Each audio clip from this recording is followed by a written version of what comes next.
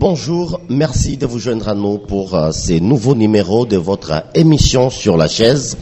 Le chef de l'État de la République démocratique du Congo a appelé jeudi 3 novembre le Congolais à se mobiliser contre l'agression rwandaise via le 123 dans le territoire de Rutshuru au Nord Kivu. Le président Félix Tshisekedi a lancé cet appel dans un message à la télévision nationale. Pour en parler, aujourd'hui, nous recevons Kasereka Kazi Ibrahim. Vous êtes analyste indépendant des questions politiques et coordinateur national de Missionnaires Phoenix, à qui nous disons bonjour et bienvenue sur la chaise. Merci beaucoup, bonjour et merci beaucoup pour l'invitation de l'émission Sur la chaise. Comme tout Congolais, vous avez suivi le message du chef de l'État, un message, je rappelle, trop entendu par les Congolais face à l'agression rwandaise via le M23 en territoire de Rutshuru. Vous personnellement, comment avez-vous accueilli ce message du chef de l'État? Est-ce que c'est un message fort contre l'agression de la République démocratique du Congo à partir de l'Est de la RDC? Merci beaucoup, messieurs les journalistes, pour la question. D'entrée de jeu, je dois commencer par dire que tous nous sommes en train de condamner ce qui se passe à l'Est, précisément à Rutshuru. Je dois rappeler ici que jour pour jour, ça fait 147 jours depuis que Bunagana est occupé par les M23. Aujourd'hui, ça fait 17 jours de combats intenses dans les Rutshuru. Et comme vous le savez, à chaque fois qu'il y a des affrontements, il y a aussi des déplacements des populations. On compte 2 milliers aujourd'hui. Le chef de l'État nous a présenté les chiffres de 200 000. Les humanitaires nous présentent les chiffres qui varieraient entre 50 000 et 50 000 et 80 000. Alors, comme vous le savez, nous sommes dans des situations très très difficiles. Lorsqu'il y a de déplacés, ça veut dire qu'il y a un risque de maladie et la population est exposée à beaucoup de dangers, entre autres les intempéries. Alors, par rapport à la question, je dois dire que dans le message du chef de l'État, il y avait 3 choses, selon ce que moi j'ai soulevé. La première des choses pour le chef de l'État, c'était d'informer à la population tout ce qui se faisait au niveau du pays. Donc il a d'abord informé. Il a commencé par informer à la population tout ce qui se faisait comme démarche diplomatique et le rôle du gouvernement dans la décrispation des crises. La deuxième des choses, c'est que j'ai soulevé dans le message du chef de l'État, il a pris tout son temps pour expliquer les 2 options qui étaient sur la table, l'option diplomatique et l'option militaire. Et la troisième des choses, il s'adressait à la population et à l'armée pour dire que nous ne pouvons pas compter sur les forces étrangères, nous devons voir comment nous prendre en charge. Et dans son message, je crois, il y a déjà des incidences. Il y a certaines personnes qui ont répondu par dire oui à cet appel du chef de l'État, parce qu'il y a déjà surtout les jeunes, manifestations de jeunes qui voudraient s'enrôler dans l'armée. Nous comptons aujourd'hui plus de 800. Et pour les actions humanitaires, la population a commencé à se mobiliser pour essayer d'assister le déplacé. Donc voilà, si nous pouvons maintenant développer par la suite, je vais devoir entrer en profondeur de ces 3 éléments que j'ai pu relever dans le discours du chef de l'État. Revenons d'abord sur les 2 options qui s'offrent à la République démocratique du Congo pour répondre directement aux agresseurs. Pour vous, laquelle de façon ou bien lesquels de moyens trouvez-vous aujourd'hui opportun pour, n'est-ce pas, répondre directement aux envahisseurs de la RDC? Merci beaucoup pour la question, messieurs les journalistes. Mais je dois commencer par donner le point de vue du président avant que moi je ne donne mon point de vue. Le chef de l'État, en présentant ces 2 options, lui, comme vous le savez, il est informé de toute la situation. Il connaît la capacité de nos forces armées. Il connaît les ressources qui sont allouées à notre armée, bien sûr avec les services de renseignement et tout le reste.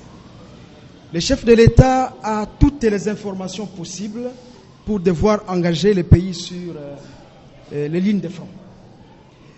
Mais dans son adresse, il a préféré nous présenter l'option diplomatique et il nous a dit que c'est l'option que lui soutenait.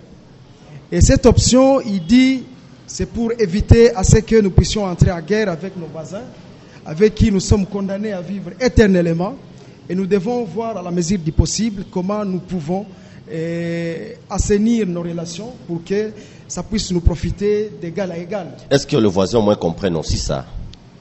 Justement, si le président de la République a été sceptique, s'il s'est réservé, c'est compte tenu des informations qui sont à sa possession. Je suis sûr et certain, à partir du message qu'il a lancé au niveau de l'Assemblée des Nations Unies, à la 77e séance de l'Assemblée générale des Nations Unies, il s'est adressé au monde pour dire que si le Rwanda aujourd'hui s'entête, c'est parce qu'il a beaucoup de soutien. De puissance. Des grandes puissances, des multinationales, et que s'il fallait s'engager sur les lignes de front, son pays était prêt.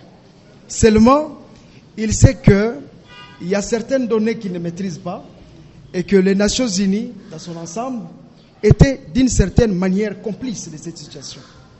Et que le chef de l'État, indexant les Rwandais directement, il ne s'est pas limité au Rwanda, connaissant que la crise n'avait pas seulement la petite dimension du Rwanda. Il pouvait s'engager dans les fronts, mais plus tard, et s'affronter avec toute l'humanité. Parce que, comme il l'a dit lui-même, la RDC actuellement c'est un pays solution. Et il a présenté la situation comme étant une crise économique avant tout le reste. Mais Ibrahim Kazi, nous avons vu les acteurs de la société civile, même vous, les analystes, hormis les Rwandais, il y a aussi l'Ouganda, partie prenante dans cette crise sécuritaire ici à l'est de la République démocratique du Congo. Pourquoi le président de la République semble un peu laver l'Ouganda? Il ne veut pas se mettre trop d'ennemis derrière son dos, ou bien c'est comment? Nous avons tous suivi le discours du chef de l'État. Comme je l'ai dit, il a pris le temps de nous informer ce qui se faisait au niveau régional comme sous-régional. Il a dit qu'il était en train de négocier la collaboration entre les pays voisins. Il nous a parlé de ce périple dans les 9 pays voisins. Il a essayé de négocier des contrats et des partenariats de bonne foi, tel qu'il l'a dit. Par exemple, il a dit pour les Rwandais, nous avons essayé de leur donner la responsabilité de traiter des questions de gisement d'or, pour le traitement d'or avec leur usine au Rwanda, mais aussi avec les lignes aériennes rwandaises. Et pour l'Ouganda, la même chose, la mutualisation de forces. Le chef de l'État a soulevé cela, parce qu'il y avait aussi des actions d'intérêt économique, entre autres les routes qui allaient prendre Kassindi jusqu'à Bunagana aussi, là-bas, tout ça. Alors, avec ces problèmes, le chef de l'État était trop hésitant, connaissant les désirs des pays voisins de toujours nous attaquer. Il a essayé de voir comment il peut rentabiliser les relations diplomatiques et de collaboration économique si nous pouvons parvenir à la quiétude au niveau de la sous-région. Alors, si le président est dubitatif et réservé, c'est tel que je l'ai dit, tous nous étions d'accord que nous puissions entrer en guerre contre les Rwandais. Mais les informations à notre possession actuellement nous laissent comprendre que cette guerre ne se limite pas au Rwanda, encore moins à l'Ouganda. Et le chef de l'État faisant ses calculs, il a privilégié la voie diplomatique après avoir pris langue avec actuellement les médiateurs, l'ancien président Kenya Uhuru Kenyatta, bien sûr avec l'Angolais João Lorenzo. Il est en train de comprendre qu'avec les implications qu'on peut avoir avec la guerre, la sous-région comme la région des Grands Lacs peuvent s'embraser dans une crise infernale qui n'aura pas la fin. Mais moi je pense qu'aux côtés de la voie diplomatique, telle que le président l'a dit, nous pouvons toujours envisager la voie militaire. Et c'est là que je ne suis pas d'accord avec ce que le chef de l'État a dit. Il a dit que les FARDC étaient prises de court. Ça, c'est un Français qui ne m'a pas plu. Les forces armées de la République devraient être prêtes à tout moment à faire face à l'ennemi interne comme externe. C'est-à-dire, le rôle de l'armée, c'est de faire comme si tous les jours elle était en guerre pour protéger l'intégrité de son territoire. C'est là que moi, j'ai mal interprété ce message du chef de l'État, cet extrait. Mais pour le reste, je crois que l'interpellation du chef de l'État était destinée à la population, à l'armée, aussi aux traîtres qui se trouveraient au niveau de l'armée, au niveau de la société civile, pour que nous ne puissions pas trahir la nation. Oui, Ibrahim Kazi, si le président de la République a envisagé cette voie diplomatique, connaissant bien le voisin, qui sont souvent qu'on traite souvent d'hypocrites, parce que aujourd'hui nous sommes sur la table, aujourd'hui c'est la guerre qui commence à l'est de la RDC, parce qu'aujourd'hui les autorités rwandaises nient leur implication derrière le M23. Pensez-vous que cette voie diplomatique aura donc son impact, alors que le pays qui agresse la République démocratique du Congo ne reconnaît même pas qu'il est en train d'agresser son pays voisin? Je suis tout à fait d'accord avec cette analyse. C'est vrai, les Rwandais ont manifesté sa mauvaise foi. Les Rwandais souhaiteraient que la RDC soit en crise permanente. Les Rwandais et d'autres voisins qui jusque-là se cachent derrière les Rwandais et les M23 ne souhaiteraient pas que la RDC puisse prendre sa place dans l'échiquier national comme international. Mais moi je pense, si le chef de l'État jusqu'à aujourd'hui a pris le courage de dénoncer les Rwandais au niveau le plus élevé, là où les grandes décisions se prennent, je pense que nous sommes dans une bonne voie. Moi je soutiens les deux options, d'autant plus que lorsque le chef de l'État négocie avec ses voisins, il présente la question des M23. Il ne négocie pas directement avec les animateurs qui sont visibles du M23. Ça veut dire, au-delà du fait que le Rwanda peut nier son implication dans cette crise, mais le Rwanda accepte de négocier à travers à travers les différentes assises qui sont organisées par le président angolais, tout comme par l'ancien président Kenya. Ça veut dire que d'une manière tacite, le Rwanda reconnaît qu'il est derrière le M23. Donc il peut nier, il peut se rebuffer, il peut faire tout ce qu'il peut faire, il peut nous accuser de tout ce qu'il peut nous accuser, mais la vérité est têtue. Il est clair que les M23, ces mouvements terroristes qui étaient défaits militairement depuis 2013, ne pouvaient pas surgir et imposer la force de feu qu'on est en train d'assister et mettre en déroute les forces armées. Et parlons de ces passages dans les discours du chef de l'État. La guerre qui nous est imposée par nos voisins exige de chacun de nous des sacrifices. C'est le moment de faire nos divergences politiques pour défendre tous rassemblés donc pour lutter contre l'agression. Donc là, le président de la République est en train d'appeler l'opposition politique au pays, la société civile par exemple, et d'autres personnes des mouvements citoyens. Pensez-vous que c'est un message qui a été entendu? Il y a eu des feedbacks réels à ce qui concerne ce message du chef de l'État dans la classe politique congolaise? Merci beaucoup pour la question. Commençons par moi-même. Connaissant l'opposition au pays, cette guerre peut servir de béquille pour montrer la faiblesse du chef de l'État. Je pense que le message du chef de l'État était bien entendu, parce que moi-même qui vous parle, j'étais pour la guerre. Et aujourd'hui, je comprends qu'il faut analyser la question avec beaucoup plus de sagesse. Qu'il ne faudrait pas s'engager dans une colère et prendre des options qui vont plus tard nous risquer beaucoup. Moi, je pense que ce message a été suivi même par les opposants, parce que nous avons tout intérêt à ce que tous nous soyons unis derrière les institutions et à ce que nous puissions soutenir les actions allant dans le sens d'amener la victoire du côté de la République démocratique du Congo, de ses services de renseignement, services de sécurité et les forces de défense. C'est dans notre intérêt pour que nous puissions voir comment nous pouvons taire tous ces bruits d'armes qui occasionnent assez de morts, assez de désolation. Nous sommes en train d'assister à des scènes macabres. Vous avez vu les gens qui sont en train de se déplacer. Ils sont en train de mourir avec la faim. Ils sont en train de mourir avec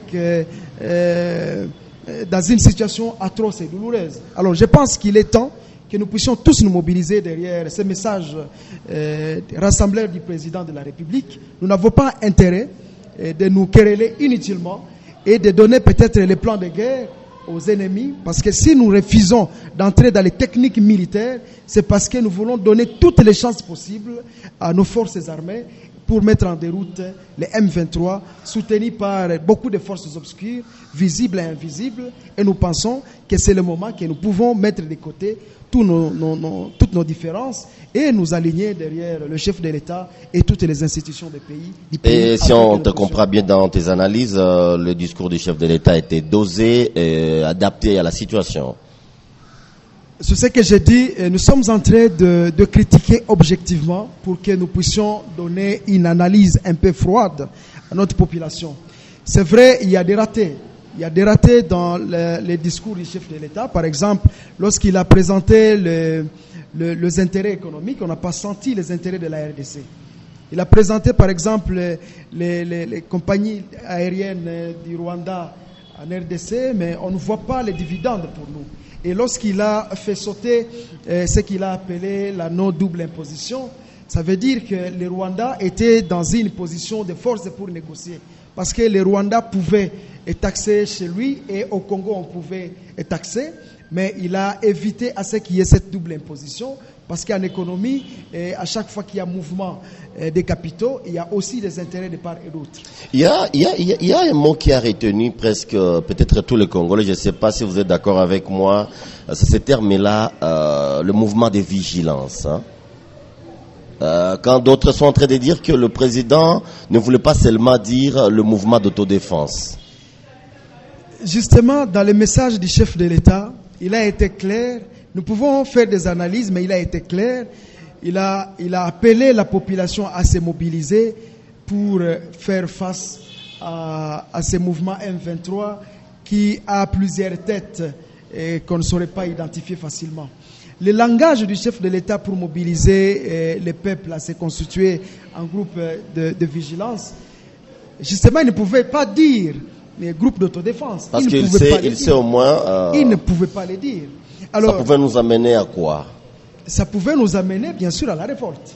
Ça pouvait amener la population à se prendre en charge. Comme vous le savez, déjà, il y a certains groupes armés qui se sont déjà prononcés pour aller faire face à ces attaques du M23. Et donc, avant que le chef de l'État ne donne ce message, certains nationalistes, tels qu'ils sont en train de s'appeler, ils ont déjà commencé à prendre les devants et ils demandent de manière officielle des armes auprès du gouvernement de la République démocratique du Congo et aussi des forces armées pour qu'eux aussi puissent participer à l'assaut. Donc, le chef de l'État officiellement ne peut pas le dire, mais sans le dire, bien sûr, le message est passé. La population a compris que la situation est très grave et la plus grande force sur laquelle le chef de l'État s'appuie, c'est l'accompagnement de la population. Même si on est en train de parler de la force de l'EAC, mais le chef de l'État voit d'abord la résistance populaire, l'accompagnement, le soutien de la population. C'est ça son rempart. Et une mise en garde aux traîtres de la République démocratique du Congo. Là, il voulait parler de gens qui sont encore dans l'armée, ou bien il y a encore des politiciens qui tirent de ficelles derrière cette guerre à Rutshuru. Justement, le chef de l'État l'avait dit lorsqu'il était à Beni, il a parlé des affairistes, lui-même a dit des mots un peu choquants pour dire « je ne suis même pas à mesure de qualifier le degré de cet affairisme au sein de l'armée, au sein de la population et même au niveau de la classe politique ».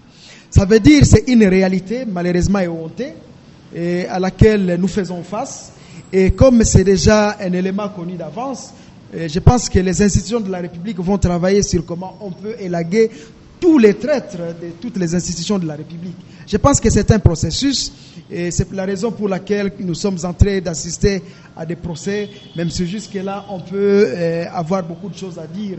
C'est tout ce qu'on est en train de voir comme procès à de très hauts niveaux, mais on peut constater avec beaucoup plus d'espérance que les choses peuvent marcher. Et si avec les changements qu'on a eu au niveau de l'état-major, dans le commandement et à tous les niveaux de l'armée. Je pense que c'est le début de l'espoir, c'est le début des changements, c'est le début de voir peut-être demain ou après-demain, la RDC peut avoir des projections qu'elle peut se faire dans les temps sans avoir à assister à des menaces de guerre des pays voisins. Il y a certains mouvements des jeunes qui pensent que l'appel à la jeunesse de s'enrôler dans l'armée, c'est bien, mais il faut voir les conditions de vie de nos militaires. Vous soulevez une question très importante. Et là, je vais profiter de ce micro, de l'émission sur la chaise, pour expliquer comment on organise l'armée. Normalement, les militaires ne devraient pas être dans les conditions d'aisance. Normalement, les militaires devraient être pris en charge totalement par les gouvernements de la République. On devrait assurer le bien-être des militaires et lui garantir juste les frais pour assurer le minimum. Donc, il devrait être bien logé, bien vêtu, la prise en charge médicale totale, mais les militaires ne devraient pas être riches pour ne pas penser au projet, pour ne pas penser aux investissements, pour ne pas penser à quitter l'armée. On devrait les mettre dans les conditions optimales de travail, mais en termes de salaire ou de soldes, le minimum. Militaires, on devrait lui donner juste le minimum pour peut-être des contributions dans la famille. Comme le cas aujourd'hui? Bon, ce n'est pas jusque-là le cas. Je peux dire qu'il y a une petite amélioration, mais jusque-là, ils ne sont pas très bien logés dans leur campement. Jusque-là, ils ne sont pas très bien pris en charge. Nous avons même assisté à certains blessés de guerre qui étaient en train de se plaindre pour dire que les soins n'étaient pas à la hauteur et que les blessures étaient énormes, mais les soins ne suivaient pas. Donc, c'est ce que je peux dire à ces mouvements de jeunes pour leur dire que normalement, un militaire ne peut pas être riche, ne peut pas espérer avoir aussi 21 000 $. On peut lui donner le minimum de 300 $, 200 $, mais lui garantir tout le reste. Et je pense que c'est dans ces conditions qu'on pouvait plonger les militaires et attendre un travail de qualité. Ibrahim Kazi, face à notre caméra pour deux petites questions et deux petites réponses. Que pensez-vous des gens qui croient que le président, dans son discours, a été encore pleurnichard?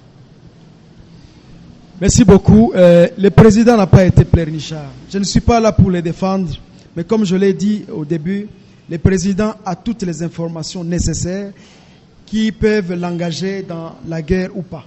Et si aujourd'hui on a envisagé la voie diplomatique, c'est parce que peut-être les informations à sa possession lui poussent à rester dans cette position diplomatique. Il n'est pas pleurnichard, il présente les faits, il présente les pourquoi de ses déplacements dans les pays voisins, et je pense que son message ne pouvait pas être considéré comme un message où il était en train de lancer un cri d'alarme, mais c'est un cri de vérité comme lui-même le disait, et il s'adressait à la population pour que la population l'accompagne dans tout ce qu'il peut mener comme action, comme milite. Et parlant de la force régionale de l'Eastern African Community, avec l'arrivée déjà de quelques soldats kenyans sur le sol congolais, pensez-vous vraiment que c'est une solution pour la crise ici à l'est de la République démocratique du Congo, surtout à Rutshuru où le M23 occupe ces territoires? Merci beaucoup pour la question, mais je pense que tous nous avons suivi Colette Brackman. Et cette femme journaliste qui a aussi donné ses analyses par rapport à la RDC, elle maîtrise très bien la RDC. Nous devons, avant tout le reste, compter sur nous-mêmes. Moi, je ne suis pas de cet avis. Moi, je pense que c'est parmi les erreurs que le président a commis. Compter sur les forces régionales, moi, je pense que ce n'est pas une bonne stratégie.